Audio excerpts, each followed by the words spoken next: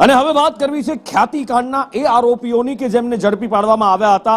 ચિરાગ રાજપૂત અને એની ટોળકીને ઝડપી પાડવામાં આવી હતી. કુલ 5 આરોપીઓ અત્યાર સુધીમાં પકડાયા છે અને છઠ્ઠો છે પ્રશાંત વજીરાણી કે જેને જ્યુડિશિયલ કસ્ટડીમાં મોકલાયો છે. રિમાન્ડ પૂર્ણ થયા છે આરોપીઓના અને તેમને પણ હવે જ્યુડિશિયલ કસ્ટડીમાં મોકલાશે. પણ ચિરાગ રાજપૂત કે જેની સામે વધુ એક ગુનો દાખલ કરવામાં આવશે. આપણે જોયું હતું કે કેવી રીતે કબાટ ભરી અને દારૂ મળ્યો હતો અને એ જ ચિરાગ રાજપૂતની સામે હવે મોટી કાર્યવાહી પણ થશે. પ્રતિક મારી સાથે લાઈવ જોડાયા છે. પ્રતિક પાસેથી જાણીએ. પ્રતિક, 4 આરોપીઓને જ્યુડિશિયલ કસ્ટડીમાં મોકલવામાં આવશે. વજીરાણી પહેલેથી જ જ્યુડિશિયલ કસ્ટડીમાં છે, પણ ચિરાગ રાજપૂત સામે વધુ એક ગુનો દાખલ થશે.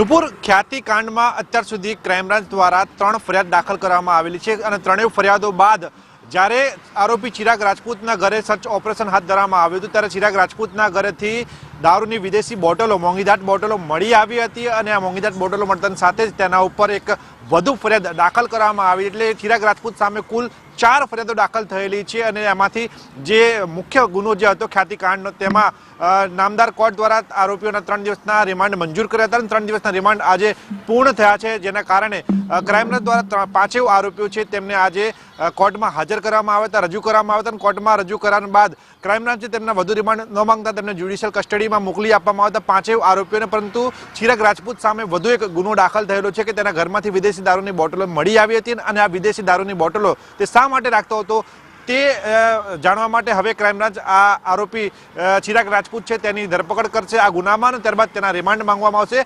મહત્વનું છે કે અગાઉ આ જ મામલામાં ખુલાસો એવો પણ થયો હતો કે ચિરાગ રાજપૂત અન્ય જે ડોક્ટરો કે જે આવા કેસોમાં તેમના પાસે દર્દીઓ મોકલતા હતા ખ્યાતિ હોસ્પિટલમાં, તેવા ડોક્ટરોને આવી મોંઘીદાટ બોટલો છે દારૂની તે ગિફ્ટમાં આપતો હતો અને આ જ ક્રમથી ચિરાગ રાજપૂતે આવા કેટલા ડોક્ટરોને પોતાના ઝાંસામાં ફસાયા હતા જેમની પાસેથી ખોટા દર્દીઓ ખ્યાતિ હોસ્પિટલમાં લાવીને તેમના ઓપરેશન કર્યા હતા. તે માહિતી મેળવવા માટે હવે ક્રાઇમ બ્રાન્ચ છે તે ચિરાગ રાજપૂતની ધરપકડ કરશે અને ત્યારબાદ તેના વધુ આ કેસમાં રિમાન્ડ માંગીને વધુ પૂછપરછ કરી શકે છે જેથી કરીને આ મામલામાં વધુ ખુલાસા